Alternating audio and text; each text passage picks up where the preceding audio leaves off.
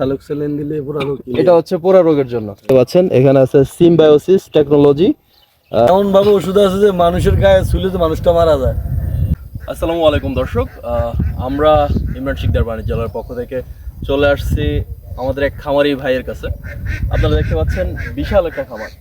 এখানে আমাদের চাষি ভাইরা আপনার বিভিন্ন সবজি চাষ করছে।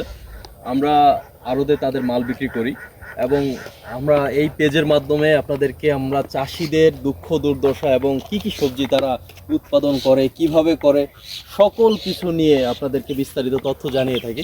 তো আমরা আজকে যে খামারে আসছি সেই খামারে আপনারা দেখতে পাচ্ছেন এখানে দুন্দুল আছে, আপনি একটু দেখান। দুন্দুল আছে, কুমড়া আছে, লাউ আছে, করলা আছে, নানান সবজি দিয়ে ভরপুর। আমরা এখন যাচ্ছি আমাদের সেই চাষি ভাইয়ের কাছে যে উনি এই খামারে কি কি লাগাইছে আর কি কি লাগাবে সামনে, বিস্তারিত তথ্য ওনার মুখ থেকে জানবো। আর এই খামার করতে এখন পর্যন্ত তার কত টাকা খরচ হইলো সব তথ্য কিন্তু আপনাদেরকে আমরা শেয়ার করব। চলুন আমরা চাষি ভাইয়ের কাছে যাই এবং বিস্তারিত তথ্য জানি। আচ্ছা দর্শক, আমরা একটু আগে যে খামারটা আপনাদেরকে দেখাইছি, আমরা সেই খামারের চাষি ভাইকে আমরা কিন্তু পেয়ে গেছি। আমরা এখন কথা বলবো আমাদের গিয়াস ভাইয়ের সাথে, ওনার নাম গিয়াস। চলুন শুরু করা যাক। গিয়াস ভাই কেমন আছেন? আলহামদুলিল্লাহ রাখছে, আপনার তো আমার তো খুবই ভালো আছি। আচ্ছা, আপনি খামার তো আপনার, তাই না? জি। তো এই খামারে আপনি কি কি চাষ করলেন?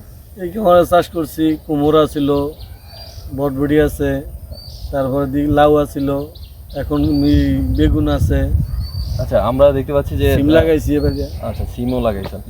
এখানে এই যে এই কুমড়া গাছ তো কুমড়া আমরা দেখতে পাচ্ছি না, কুমড়া কি আপনারা বিক্রি করে ফেলছেন? হ্যাঁ, বিক্রি আজকে ছিড়ছি। আচ্ছা, এখানে কতটুক জায়গা আছে? এখানে আছে 80%। 80%। আপনি কুমড়া করছিলেন কতটুকু? কুমড়া করছি ধরেন 40%। 40%। কুমড়া এই খামার থেকে আপনি কি পরিমাণ কুমড়ার ফলন পেয়েছেন? কত মন বিক্রি করছেন? ভালো হিসাব সারা কত 100 ওভার হয়েছে। 100 ওভার হয়েছে। এবার কুমড়ার দাম তো ভালো ছিল, এখন দাম নাই, এখন 10 টাকা 12 টাকা কেজি। আপনি কত টাকা দাম পাইছেন? 30 টাকা 40 টাকা এমন দাম পাইছি। 30 টাকা 40 টাকা। তাহলে আপনি আর হচ্ছে যে এই কোম্পানি থেকে আপনি বীজটা নিছেন কুমড়ার, সেই কোম্পানির বীজের ফলন কি ভালো হয়েছে কিনা? হ্যাঁ, ভালো হয়েছে। ভালো হয়েছে। তারপরে লাগাইছেন কি কি? এর মধ্যে আছে বেগুন, বর্তমানে আছে বেগুন আছে, মিষ্টি কুমড় আছে, তারপরে দিয়ে আছে সিম লাগাইছি, সিম বটবডি আছে, লাউ আছে। এটা রানিং রানিং। এখন লাউ ছিটতেছেন আর কি বরবটি ছিটতেছেন? লাউ, বটবডি, মিষ্টি কুমড়, বেগুন। আচ্ছা, বেগুন এখন পর্যন্ত কয় তোলা দিয়েছেন? 2 তোলা দিছে। 2 তোলাতে বাজার কেমন পাইলেন? 30 টাকা 40 টাকা হয়েছে। আচ্ছা, 30-40 টাকা। বেগুনের আচ্ছা, বেগুনের বীজটা কি ভালো ছিল? ভালো। মানে আপনার কি মনে পড়ে যে আপনি লাস্ট কোনো বীজ কিনা ঠকছেন? না না, যে পরিমাণ আমরা শুনতে পাই অনেক চাষিদের কাছে যে তারা বীজ কিনে নিয়ে যায় কিন্তু গাছ অনেক বড় হয়ে যায় কিন্তু ফলন আসে না, এরকম কি সিচুয়েশনের মুখোমুখি হয়েছেন? না না না। যাক আলহামদুলিল্লাহ, আপনি এখন এরকম সিচুয়েশনে পড়েন না। আপনি বরবটি কয় তোলা দিচ্ছেন? বটবডি হিসাব কিতাব সারা। বরবটি কি আসতেই থাকে? এটা ওই শসার সিজন, এটা শসা ছিল, এই যে ডিবিতে শসা ছিল। এই শসা খাওয়ার পরে দিয়া এই যে শসা গাছ যখন একাত হয়েছে তখন আমরা মিষ্টি কুমড় লাগাইছি। আচ্ছা আচ্ছা। এই শসা গাছ উগলে লাগাইছি, মিষ্টি কুমড় বেচা শুরু হয়েছে। আচ্ছা, এরপরে আবার শসার মধ্যে আবার বেগুন গাছ লাগাইছি। ওই মিষ্টি কুমড়ার বেগুন রানিং আছে, শসা গাছ ফালাই দিছি। আচ্ছা ঠিক আছে। মানে একটা শেষ হইলে আরেকটা লাগাই আর একটার মধ্যে আরেকটা লাগাই দিই, যে ওইটা শেষ হয়ে গেলে আরেকটা খাওয়া যায়। আপনি কি কোনো মরিচ চাষ করেন নাকি? হ্যাঁ, মরিচ আছে। মরিচের ক্ষেত্রে হচ্ছে ওইদিকে। হ্যাঁ, আচ্ছা। তো এই পর্যন্ত মানে আপনার এতটুকু খামারে কত টাকা খরচ হয়েছে আপনার কি ধারণা আছে? তো 1050 টাকা খরচ হয়েছে। 1050 টাকা। আপনার মনে হয় যে এই বছর আপনি সেই টাকা উঠাইতে পারছেন এবং লাভের মুখোমুখি? আচ্ছা, মাশাআল্লাহ। তো দর্শক শুনতে পেলেন যে আসলে আমরা আমাদের গিয়াস ভাইয়ের সাথে কথা বলতেছি, বিস্তারিত আপনাদেরকে জানালাম যে এই ক্ষেতে উনি কি কি ফসল লাগিয়েছেন। আমরা আরেকটু যদি জানি যে গিয়াস ভাই, আমরা দেখতে পাচ্ছি যে এই পাতাগুলো হলুদ হয়ে গেছে, এটা কিসের কারণে হয়? আপনি তো অনেক বছর যাবত করতেছেন, আমাদেরকে একটু বলেন। এটা ছত্রাক। এটা ছত্রাক। এটার কি ওষুধ হইতে পারে? এটা মেন কোজ দিলে ঠিক হয়ে যাবে, মেন কি যত কভার।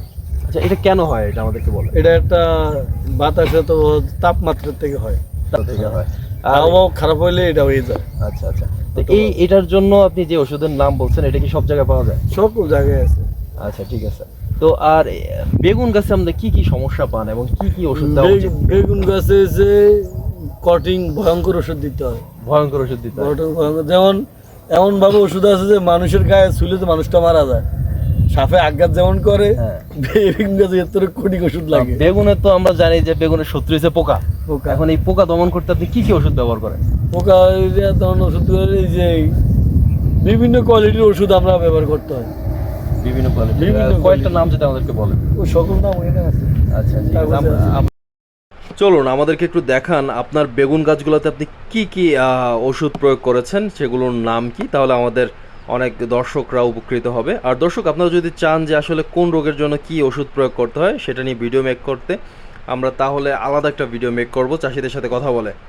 দর্শক দেখেন, এই হচ্ছে বেগুন গাছে দেওয়া, এগুলো কি কিভাবে দেন, মানে পানির সাথে মিশা হ্যাঁ, স্প্রে করে দেন? স্প্রে করে দিই। দর্শক এখানে আপনি দেখতে পাচ্ছেন, এখানে আছে সিম্বায়োসিস টেকনোলজি। ওষুধটার নাম যদি আমি আপনাদেরকে দেখাই, এটা হচ্ছে লুফেনিড। তো এগুলো হচ্ছে বেগুন গাছের ওষুধ। আপনারা যারা দেখেন, এই যে আরেকটা আছে আপনার স্কয়ার কোম্পানির মান্তাসা। আর তো এগুলো হচ্ছে পানির সাথে মিশিয়ে স্প্রে করে দেয়। যদি আপনাদের সেই সম্পর্কে কিভাবে স্প্রে করতে হয় সেগুলো জানতে চাইলে, আমাদের ছত্রাকনাশকের জন্য এটা। এই ছত্রাকের জন্য আপনারা এই রিল্যাক্স এটাও ইউজ করতে পারেন। এটার সালোক্সালিন দিলে পুরো রোগ clear। এটা হচ্ছে পোড়া রোগের জন্য। তো দর্শক মোটামুটি দেখাইলাম, যদি এরপরও আপনাদের কোনো ডিটেলসে জানা থাকে কিভাবে স্প্রে করতে হয় সেটা নিয়ে আমরা পরে ভিডিও করব। তো আজকে এই পর্যন্তই, ভালো থাকুন।